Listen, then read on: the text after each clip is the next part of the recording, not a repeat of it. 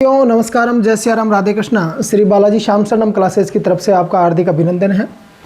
हम भारतीय संविधान का अध्ययन कर रहे हैं और अब तक अनुच्छेद 1 से और अनुच्छेद 123 तक का अध्ययन कर चुके हैं। आज हम सर्वोच्च न्यायालय का अध्ययन करेंगे।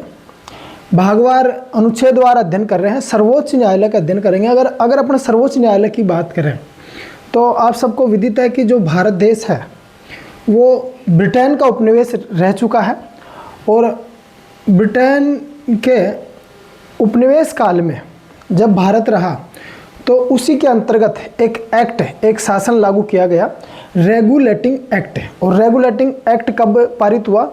1773 में।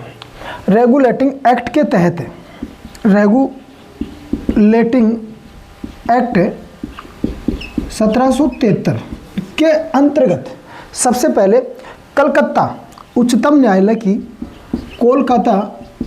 न्यायालय की स्थापना हुई। सबसे पहले कोलकाता उच्चतम न्यायालय की स्थापना हुई। उसके बाद में 1800 में मद्रास उच्चतम न्यायालय की स्थापना की गई। उसी के तहत 1823 में बम्बई उच्चतम न्यायालय की स्थापना की गई। 1823 ईस्वी में बम्बई उच्चतम न्यायालय की स्थापना की गई। उसके बाद में भारत शासन अधिनियम 1935 के तहत संघीय न्यायालय की स्थापना की गई।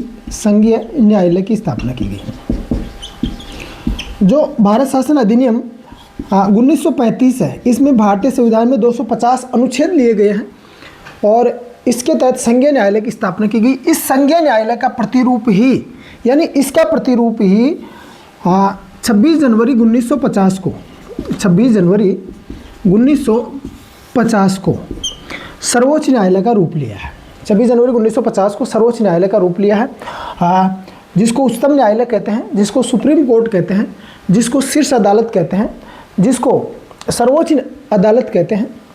तो 26 जनवरी 1950 को जब संविधान लागू किया गया उसी दिन सर्वोच्च न्यायालय की स्थापना हुई। लेकिन इसकी जो बैठक है वो 28 जनवरी 1950 को की गई थी। 28 जनवरी 1950 को की गई थी। 28 जनवरी 1950 को की गई थी। अब अनुच्छेद 124 से 147 तक का अपन ट्रिकवार अध्ययन करेंगे, ज़बरदस्त तरीके से अध्ययन करेंगे। आइए सबसे पहले अपन गठन की बात करते हैं। एक बार पुनः देख लेते हैं। रेगुलेटिंग एक्ट 1773 के तहत कलकत्ता उच्चतम न्यायालय की स्थापना की गई थी। 1800 में मद्रास उच्चतम न्यायालय की स्थापना की गई। 1823 ईस्वी में बम्बई उच्चतम न्यायालय की स्थापना की गई। उसके बाद में भारत शासन अधिनियम 1935 आया और भारत शासन अधिनियम 1935 के तहत संघीय न्यायालय की स्थापना की गई। इसी संघीय न्यायालय का प्रतिरूप है, यानी इसकी जगह सर्वोच्च न्यायालय या सुप्रीम कोर्ट या उच्चतम न्यायालय की स्थापना 26 जनवरी 1950 को जब संविधान लागू किया गया उसी दिन की गई। लेकिन इसकी प्रथम बैठक जो गठन माना जाता है वो 28 जनवरी 1950 को माना जाता है। आगे देखते हैं। आर्टिकल 124 के तहत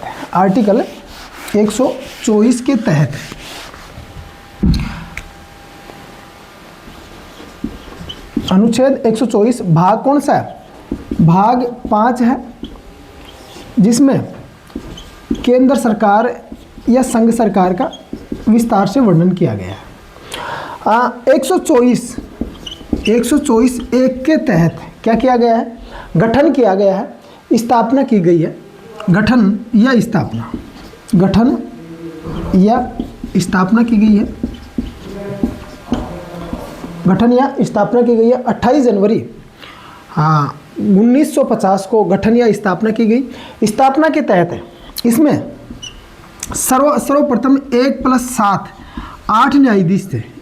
8 न्यायाधीश थे। एक तो मुख्य न्यायाधीश, 7 अन्य न्यायाधीश। लेकिन अगस्त 2019 के तहत न्यायाधीशों की संख्या कौन बढ़ाएगी? संसद बढ़ाएगी। और अगस्त 2019 में इनकी संख्या बढ़कर 1+33 हो गई है। यानी टोटल सर्वोच्च न्यायालय में न्यायाधीशों की संख्या कितनी हो गई है मेरे साथियों? 34 हो चुकी है। 34 हो चुकी है। तो ये गठन या स्थापना कौन सा अनुच्छेद करता है? अनुच्छेद 124(1) के तहत स्थापना की गई है या गठन किया गया है। 124(2) के तहत 124(2) के तहत कार्यकाल है, उसी के साथ में नियुक्ति है। नियुक्ति बोले तो सर्वोच्च न्यायालय के न्यायाधीशों की नियुक्ति कौन करेगा? नियुक्ति राष्ट्रपति महोदय करेगा। कौन करेगा मेरे साथियों? राष्ट्रपति महोदय करेगा। लेकिन ये क्या संसद की सलाह पर करेगा? नो, संसद की सलाह पर नहीं। कॉलेजियम प्रणाली के तहत, कॉलेजियम प्रणाली के तहत, अभी कॉलेजियम प्रणाली में 1 में 5 न्यायाधीश होते हैं, एक मुख्य न्यायाधीश और 4 अन्य न्यायाधीश, एक मुख्य न्यायाधीश और 4 अन्य न्यायाधीश होते हैं, टोटल 5 होते हैं। इनकी सहायता से, इनकी सलाह से सर्वोच्च न्यायालय के न्यायाधीशों की नियुक्ति की जाती है। मुख्य न्यायाधीश प्लस में 4 अन्य न्यायाधीश 124(2) के तहत। 124(3) के तहत योग्यता है। योग्यता यानी न्यायाधीश कौन बन सकता है, योग्यता है। और योग्यता में सबसे पहले अगर कोई न्यायाधीश, सबसे पहले तो यह है कि वह भारत का नागरिक हो। सबसे पहले क्या? भारत का नागरिक होना चाहिए। भारत का नागरिक हो। उसके बाद में उच्च न्यायालय में, राज्य के उच्च न्यायालय में, किसी राज्य के किसी भी उच्च न्यायालय में कम से कम 5 वर्ष न्यायाधीश रह चुका हो, कम से कम 5 वर्ष न्यायाधीश रह चुका हो। या फिर किसी भी उच्च न्यायालय में, भारत के किसी भी उच्च न्यायालय में कम से कम 10 वर्ष तक वकील रह चुका हो, वकालत कर चुका हो। या फिर राष्ट्रपति की दृष्टि से श्रेष्ठ विधिवेता हो, उसको सर्वोच्च न्यायालय का न्यायाधीश नियुक्त किया जा सकता है। 124(3) के तहत सर्वोच्च न्यायालय का न्यायाधीश नियुक्त किया जा सकता है। 124(3) के तहत 124(1) में गठन या स्थापना की गई है। न्यायाधीशों की संख्या 8 थी शुरुआत में, वर्तमान में 34 है, 1 में 33। 124(2) में नियुक्ति राष्ट्रपति के द्वारा की जाती है कॉलेजियम प्रणाली से। कॉलेजियम प्रणाली में एक मुख्य न्यायाधीश और 4 अन्य न्यायाधीश होते हैं। तो इनकी सलाह पर न्यायाधीशों की नियुक्ति की जाती है।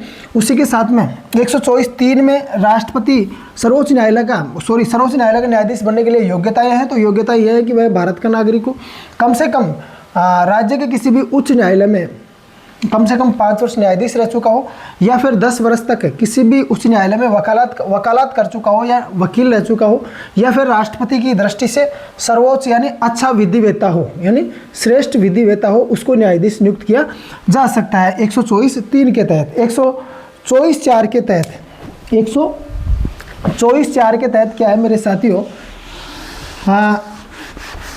हटाने की 124(4) के तहत न्यायाधीश को हटाने की प्रक्रिया है। हटाने की प्रक्रिया 124(4) और 124(5) के तहत ये इसका विस्तार से वर्णन किया गया। हटाने की प्रक्रिया में यह है कि अगर किसी न्यायाधीश को हटाना है तो एक तो कदाचार या असमर्थता के आधार पर, कदाचार का मतलब कोई न्यायाधीश है उस पर भ्रष्टाचार का आरोप लग गया हो, भ्रष्टाचार के आधार पर, और एक असमर्थता के आधार पर, 2 आधारों पर किसी भी न्यायाधीश, सर्वोच्च न्यायालय के किसी भी न्यायाधीश के आधार पर लोकसभा और राज्यसभा में विधेयक लाया जाएगा। और वही महाभियोग जैसी प्रक्रिया है। दोनों सदनों से 2/3 बहुमत से पारित होने के बाद में राष्ट्रपति महोदय उस न्यायाधीश को अपने पद से हटा देगा। लेकिन 124(5) में ये दिया गया है कि जिस न्यायाधीश के समक्ष अपन महाभियोग जैसी प्रक्रिया ला रहे हैं तो 14 दिन पहले उनको सूचना देना आवश्यक होगा। 14 दिन पहले सूचना देना आवश्यक होगा कि हम आपके खिलाफ क्या ला रहे हैं, महाभियोग प्रक्रिया ला रहे हैं। तो 124(4) और 124(5) के तहत हटाने की प्रक्रिया है। किनको? न्यायाधीश को, सर्वोच्च न्यायालय के न्यायाधीशों को महाभियोग जैसी प्रक्रिया से उनको हटा सकते हैं। लेकिन ये काम कौन करेगा? लोकसभा और राज्यसभा, और फिर अंत में कौन? राष्ट्रपति महोदय। 124(6) के तहत शपथ की व्यवस्था है। 124(6) के तहत शपथ यानी जो न्यायाधीश हैं वो शपथ लेंगे 124(6) के तहत। और शपथ कौन दिलाएगा? इनको शपथ दिलाएगा राष्ट्रपति महोदय। राष्ट्रपति महोदय शपथ दिलाएगा, या फिर राष्ट्रपति द्वारा चुना हुआ सदस्य भी हो सकता है, चुना हुआ सदस्य भी हो सकता है। लेकिन वैसे शपथ कौन दिलाएगा? राष्ट्रपति महोदय शपथ दिलाएगा। 124(7) के तहत, 124(7) के तहत अगर कोई सर्वोच्च न्यायालय का न्यायाधीश है और वो सेवानिवृत्त हो चुका है तो वह भारत के किसी भी न्यायालय में वकालत नहीं कर सकता। वकालत नहीं कर सकता। कौन सा अनुच्छेद कहता है? 124(7) कहता है। अब अपन ट्रिक की सहायता से एक एक अनुच्छेदों को देखेंगे। 124 से और 147 तक, 124 से 147 तक, 124 से 147 तक। तो इनकी ट्रिक है। सबसे पहले देखते हैं अपन पहली ट्रिक, सेवा में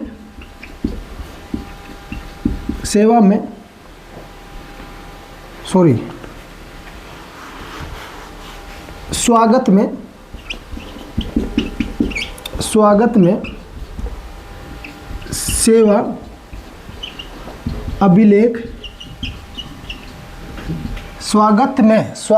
सेवा अभिलेख, स्वागत में सेवा अभिलेख स्थान है। स्वागत में सेवा अभिलेख स्थान है। तो से संगठन या गठन, से क्या हो गया? संगठन या गठन या स्थापना, 124 हो गया। हाँ, वासे वेतन गैसे कार्यवाहक, यानी ग की जगह आपको क लेना है मेरे साथियों। तो कैसे? कार्यवाहक मुख्य न्यायाधीश की नियुक्ति,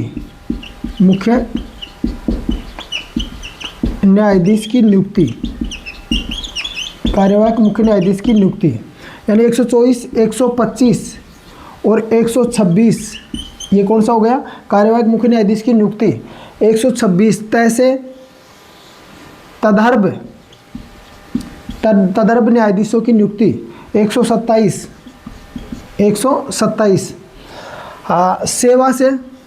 सेवानिवृत्त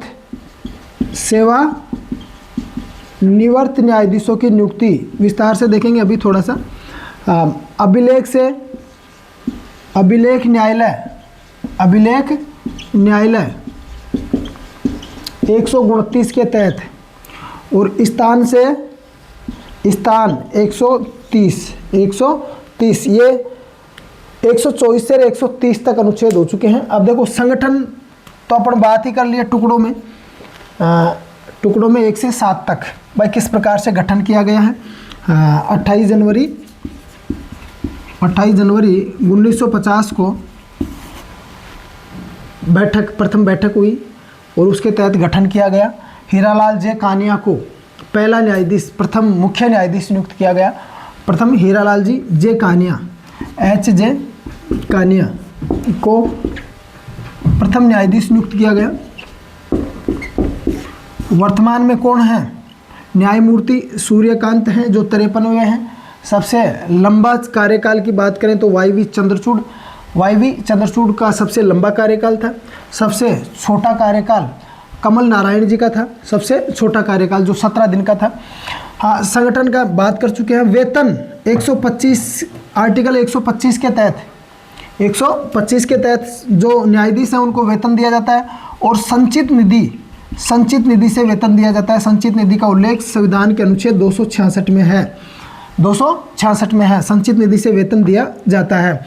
और वेतन कितना है? मुख्य न्यायाधीश का वेतन 2,80,000 रुपये है। मुख्य न्यायाधीश का वेतन कितना है? 2,80,000 रुपये। और अन्य न्यायाधीशों का वेतन 2,50,000 रुपये है। 2,50,000 रुपये है। तो वेतन की व्यवस्था 125 के तहत की गई है। गय के स्थान पर अपने को क लेना है, क पढ़ना है। स्वागत, स्वागत का अर्थ होता है स्वच्छ, तो क लेना है। क के स्थान पर कैसे क्या बनेगा? कार्यकाल, कार्यवाहक मुख्य न्यायाधीश की नियुक्ति, कार्यवाहक मुख्य न्यायाधीश की नियुक्ति भी किसके द्वारा की जाएगी? राष्ट्रपति महोदय द्वारा ही की जाएगी, लेकिन उसमें थोड़ा सा अब तक सीनियरिटी का ध्यान रखा गया है। लेकिन कार्यवाहक मुख्य न्यायाधीश की नियुक्ति कौन करेगा? राष्ट्रपति महोदय ही करेगा 126 के तहत, 126 के तहत। अब तैसे तदर्भ न्यायाधीशों की नियुक्ति 127 के तहत, तदर्भ न्यायाधीशों की नियुक्ति 127 के तहत। अभी तदर्भ न्यायाधीश को की नियुक्ति कैसे की जाएगी? किसी भी राज्य का उच्च न्यायालय है और उच्च न्यायालय से अगर किसी न्यायाधीश की नियुक्ति सर्वोच्च न्यायालय दिल्ली में की जाती है तो वो तदर्भ न्यायाधीश होगा। और ये क्यों किया जाता है? गण पूर्ति के लिए, गण पूर्ति के लिए यानी कोरम पूर्ति के लिए ऐसा किया जाता है। जैसे भारतीय संविधान में संसद का विधान है और संसद का कोरम अनुच्छेद 99 के तहत 1/10% सदस्यों का होना आवश्यक है। उसी तरह न्यायाधीशों में भी कोरम की व्यवस्था है, गणपूर्ति की व्यवस्था है। तो गणपूर्ति अगर न्यायाधीशों की कमी, सर्वोच्च न्यायालय में कमी आ रही है तो 127 के तहत सर्वोच्च न्यायालय के किसी न्यायाधीश की नियुक्ति राष्ट्रपति महोदय द्वारा की जा सकती है, लेकिन उसके अनुशंसा सर्वोच्च न्यायालय का मुख्य न्यायाधीश करे और उसके बाद में राष्ट्रपति महोदय तदर्भ न्यायाधीश की नियुक्ति, यानी राजस्थान से न्यायाधीश की नियुक्ति मान लीजिए कि उसकी नियुक्ति वहाँ कर दिए सर्वोच्च न्यायालय में, तो वो तदर्भ न्यायाधीश कहलाएगा। हाँ, ये गणपूर्ति के लिए ऐसा होता। हाँ, सेवानिवृत्त न्यायाधीशों की नियुक्ति 128 के तहत, 128 के तहत सेवानिवृत्त जो न्यायाधीश है गणपूर्ति के लिए, अल्प समय के लिए गणपूर्ति के लिए सेवानिवृत्त न्यायाधीशों की नियुक्ति 128 अनुच्छेद 128 के तहत की जा सकती है। प्रक्रिया वही राष्ट्रपति महोदय द्वारा ही की जाएगी। 129 के तहत जो सर्वोच्च न्यायालय है वो एक अभिलेख न्यायालय है। सर्वोच्च न्यायालय क्या है मेरे साथियों? अभिलेख न्यायालय है, यानी प्रमाण के रूप में हाँ उनके द्वारा जो आदेश हैं वो पारित माने जाते हैं प्रमाण के रूप में, यानी वो मान्य ही होंगे। जो निम्न अदालतें हैं उनको मानना ही होगा। निम्न अदालत का मतलब जैसे सबसे ऊपर कौन है? सर्वोच्च न्यायालय है। यहाँ तो कौन है? सर्वोच्च न्यायालय। और सर्वोच्च न्यायालय जैसे ये एकीकृत न्याय प्रणाली है, हाँ ये ऊपर सर्वोच्च न्यायालय हो गया। हाँ, इसके बाद में राज्य के उच्च न्यायालय हो गए। हाँ, उच्च न्यायालय के बाद में जिला एवं सत्र न्यायालय हो गया, यानी डिस्ट्रिक्ट कोर्ट। हाँ, नीचे पंचायत न्यायालय हो गए। पंचायत न्यायालय जिसको अपन कह सकते हैं कि ब्लॉक स्तर पे होते हैं। तो ये एकीकृत न्याय प्रणाली है, इनको मानना ही पड़ेगा, इनको मानना ही पड़ेगा। यानी यहाँ से अगर कोई न्याय पारित हो गया सर्वोच्च न्यायालय से तो अभिलेख के तौर पे सुरक्षित रखा जाएगा। निम्न अदालतों को मानना ही पड़ेगा कि बिल्कुल उन्होंने कह दिया, सर्वोच्च न्यायालय ने कह दिया, लो की लकीर है, तो अभिलेख के रूप में प्रस्तुत किया जाता है अनुच्छेद 129 के तहत। अनुच्छेद 129 के तहत हाँ 130 में अभिलेख स्थान है, स्वागत में सेवा अभिलेख स्थान है, स्वागत में सेवा अभिलेख स्थान है। तो ये 129 ये हो गया और 130 ये हो गया, यानी सर्वोच्च न्यायालय का स्थान निर्धारित किया गया। सर्वोच्च न्यायालय कहाँ होगा? दिल्ली में। सर्वोच्च न्यायालय का स्थान बिल्कुल निर्धारित है और दिल्ली में है। अगर चेंज करेगी तो कौन करेगी? संसद करेगी, लेकिन सर्वोच्च न्यायालय का बाकायदा स्थान निश्चित किया गया है, स्थान दिल्ली को दिया गया है। तो 131 के तहत, 131 के तहत तो स्वागत में सेवा अभिलेख स्थान है। अनुच्छेद 124 से 130 तक हो चुके हैं। स्वागत में सेवा अभिलेख स्थान है। वैसे साथियों अपन एक स्वागत में सेवा अभिलेख स्थान है, एक अक्षर निकाल के इंग्लिश का एक अक्षर निकाल के अपन ट्रिक बनाते हैं तो वो अल्प समय के लिए याद रहती है। हाँ, थोड़ा सा 2-4 बार अगर रिपीट करते हैं तो वो स्थायी याद हो जाता है, हाँ। दूसरी जो ट्रिक है 124 से 130 तक हो गया। दूसरी ट्रिक है आरंभ में अपील दीवानी, आरंभ में अपील दीवानी अपराध संघ है। आरंभ में सेकंड ट्रिक है आरंभ में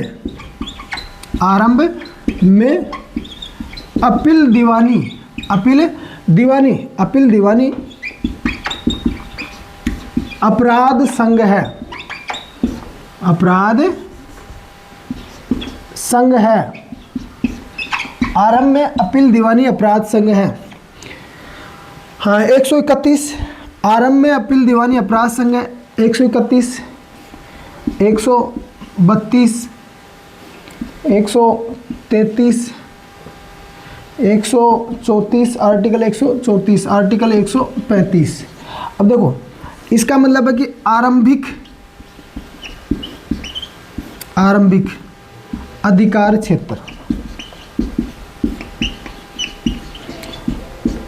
131 अनुच्छेद 131 में क्या है, आरंभिक अधिकार क्षेत्र। इसका मतलब यह है कि कुछ ऐसे मामले होते हैं जो जिनकी सुनवाई सर्वोच्च न्यायालय ही कर सकता है। आरंभिक अपराध क्षेत्र आरंभिक अधिकार क्षेत्र यानी कुछ मामले ऐसे होते हैं जिनकी सुनवाई का अधिकार केवल सर्वोच्च न्यायालय के पास में। जैसे दो राज्य के बीच में विवाद हो जाए, जैसे राजस्थान और उत्तर प्रदेश के बीच में, उदाहरण स्वरूप स्टेट दो राज्य के बीच में क्या हो जाए, विवाद हो जाए। किसी नदी को लेकर विवाद हो गया, मान लीजिए कि किसी दो राज्यों में, तो इसकी सुनवाई का अधिकार किसको रहेगा, सर्वोच्च न्यायालय, उच्चतम न्यायालय, सुप्रीम कोर्ट को होगा केवल। दूसरा अपन देखते हैं कि किसी राज्य या स्टेट के बीच में, केंद्र सरकार के बीच में, है ना, स्टेट और केंद्र सरकार के बीच में हो जाए, यानी राज्य सरकार और केंद्र सरकार के बीच में, या फिर चार राज्य एक साइड में हो जाएं। इधर केंद्र सरकार हो गई, केंद्र सरकार के साथ में कुछ राज्य इसके साथ में हो गए और शेष राज्य इधर हो गए, शेष राज्य एक साइड में हो गए, तो भी उसकी सुनवाई का अधिकार किसको रहेगा, सर्वोच्च न्यायालय को होगा। अनुच्छेद 131 के तहत, अनुच्छेद 131 के तहत। तो आरंभिक अधिकार क्षेत्र 131 के तहत है, यानी कुछ मामले ऐसे होते हैं जिनकी सुनवाई का अधिकार केवल और केवल किनको होता है, सर्वोच्च न्यायालय को होता है। जिनकी सुनवाई का अधिकार किनको होता है, केवल और केवल सर्वोच्च न्यायालय को होता है, सर्वोच्च न्यायालय को होता है।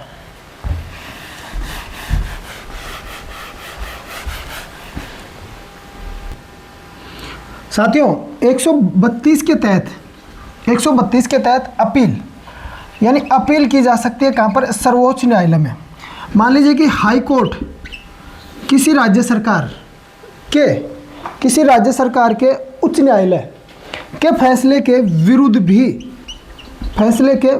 भी अपील की जा सकती है कहाँ, सर्वोच्च न्यायालय में 132 के तहत। तो सबसे बड़ा, देश का सबसे बड़ा अपीलीय न्यायालय कौन सा है, सर्वोच्च न्यायालय है। कौन सा है, सर्वोच्च न्यायालय 132 यही कहता है, यानी अपील की जा सकती है। सभी प्रकार के जो मामले होते हैं उनकी अपील की कहाँ की जा सकती है, 132 के तहत सर्वोच्च न्यायालय में, यानी राज्य के उच्च न्यायालय के फैसले के विरुद्ध भी अपील कहाँ की जा सकती है, सर्वोच्चतम न्यायालय में, हाई कोर्ट में, वो सुप्रीम कोर्ट में की जा सकती है। यानी 133 के तहत दीवानी मामलों की भी अपील कहाँ की जा सकती है, सर्वोच्च न्यायालय में की जा सकती है। दीवानी का मतलब जिसमें हिंसा नहीं हुई हो, कहने का मतलब जैसे मान लीजिए कि तलाक का मामला है कोई, ये तलाक का मामला दीवानी में जाएगा, तो इसकी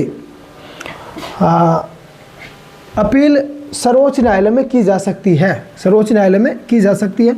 उसी के तहत अपराध का मतलब फौजदारी, क्या हो गया,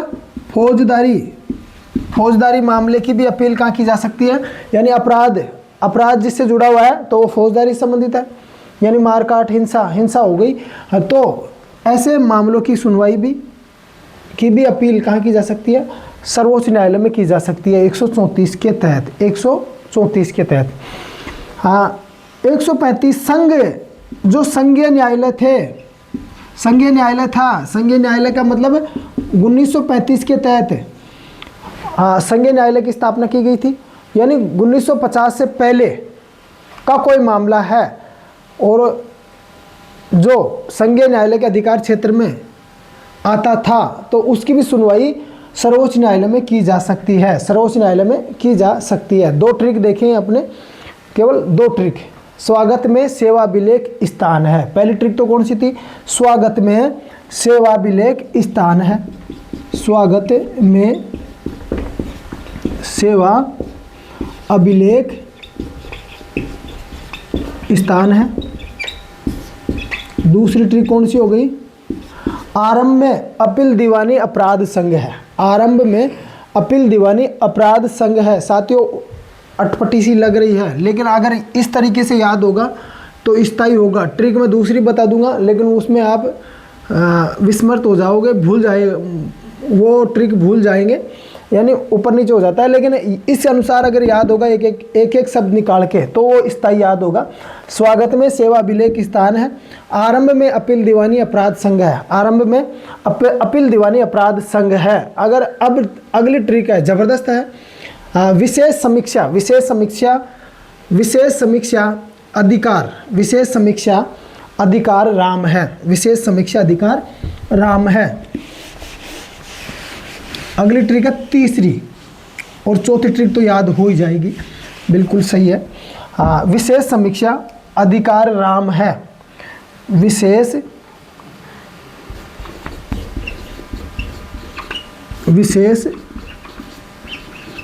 समीक्षा अधिकार राम है, विशेष समीक्षा अधिकार राम है, विशेष समीक्षा अधिकार राम है। अब ये हो गया 136, ये हो गया 136, 135 तक का देख लिए, ये 137, ये 138, ये हो गया 139 आर से, और ये हो गया 140, और ये हो गया 141। हाँ 136 विशेष समीक्षा, विशेष समीक्षा अधिकार राम है। तो 136 में है विशेष, हाँ ये क्या होती है, विशेष, विशेष यानी स्पेशल लीव पिटीशन, क्या होता है वो, स्पेशल लीव पिटीशन, विशेष अनुमति याचिका, विशेष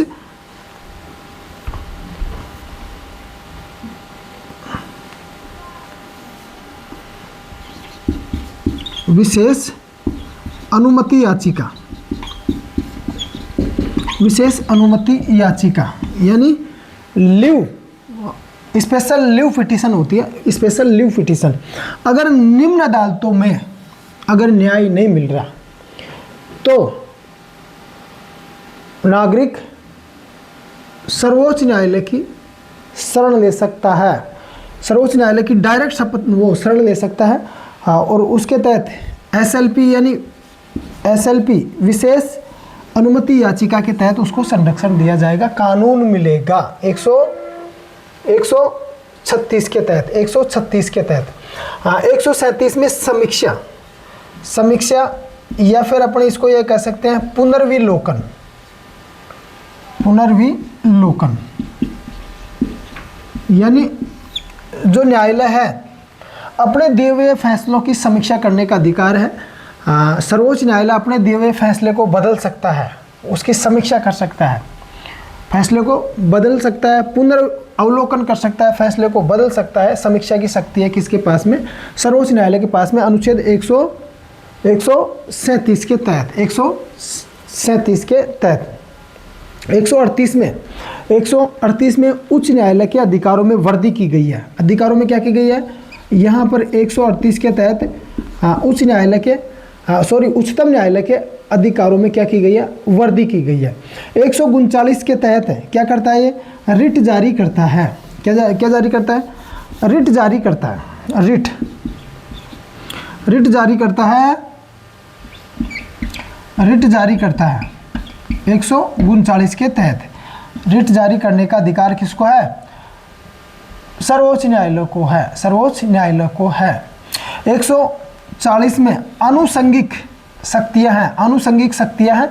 ऐसे आनुषंगिक शक्तियां हैं आनुषंगिक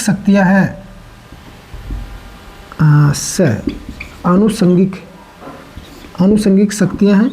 इसका मतलब कुछ सहायक शक्तियां हैं, अर्थात सहायक शक्तियां हैं, सर्वोच्च न्यायालय की आनुषंगिक शक्तियां हैं। ए से आनुषंगिक शक्तियां हैं, सर्वोच्च न्यायालय की आनुषंगिक शक्तियां हैं, सर्वोच्च न्यायालय की आनुषंगिक शक्तियां हैं। मैं से मंत्रकारी, मैं से मंत्रकारी यानी मंत्रकारी या आबद्धकारी होते हैं, आबद्धकारी होते हैं। यानी सर्वोच्च न्यायालय जो निर्णय सर्वोच्च न्यायालय ने जो निर्णय दे दिया वो निम्न अदालतों के लिए या फिर राज्य के किसी भी उच्च न्यायालय के लिए या फिर जिला न्यायालय के लिए या पंचायत न्यायालय के लिए वो मंत्रकारी होते हैं या आबद्धकारी होते हैं, वो मान्य ही होते हैं।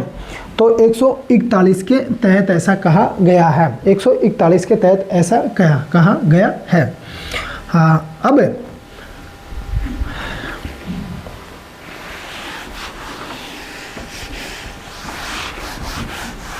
141 हो चुका है, 141।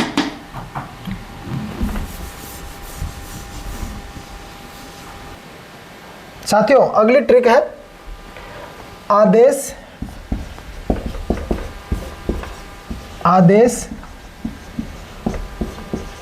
परामर्श, आदेश परामर्श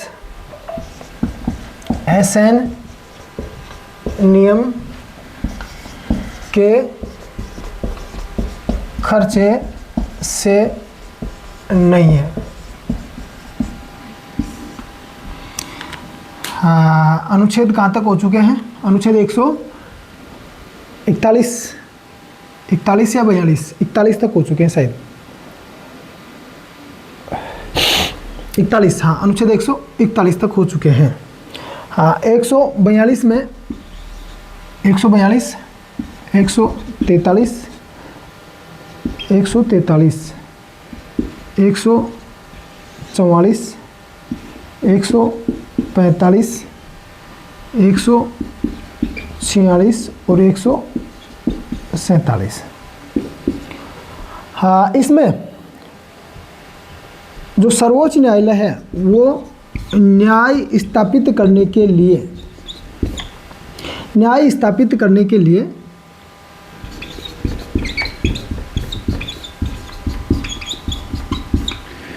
कुछ भी आदेश जारी कर सकता है, कुछ भी आदेश जारी कर सकता है, बरसते न्याय हो, न्याय के लिए कुछ भी आदेश जारी कर सकता है कौन?